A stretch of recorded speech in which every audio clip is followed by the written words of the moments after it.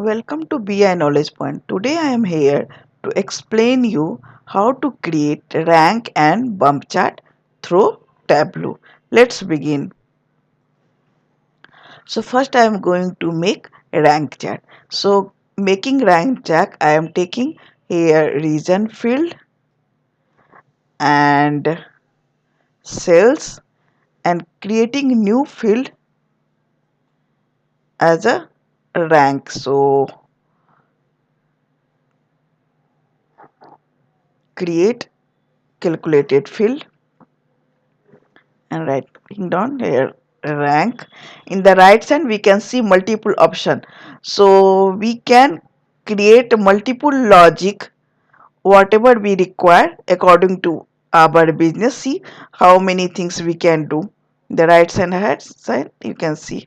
Okay, so at present I'm going to create a rank, so I will going to show you that rank, rank, and then some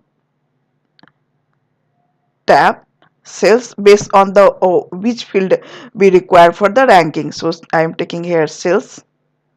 Okay, so now here we can see, like here two option we have. Here itself we can change ranking in the ascending or descending. Other option is also there, so I am going to show you other option. In the desktop also we can do this option, so I'm just going to click here. Now I am dropping and dragging here rank and converting this data in the tabular form so that we can understand.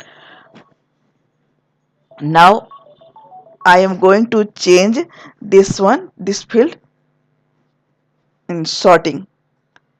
So now see, we got sorted data, and we got, now while seeing the data we can understand that eastern region is a higher rank and central region is bottom. Now I'm going to show you another one. This time I am going to show you about the bump chart. So before starting creating the bump chart, I will explain you what is the bump chart. Bump chart is what? Changing rank or year over the term, that is called bump chart. So now I am going to take another data set, and here I am taking order date. So we require any year field.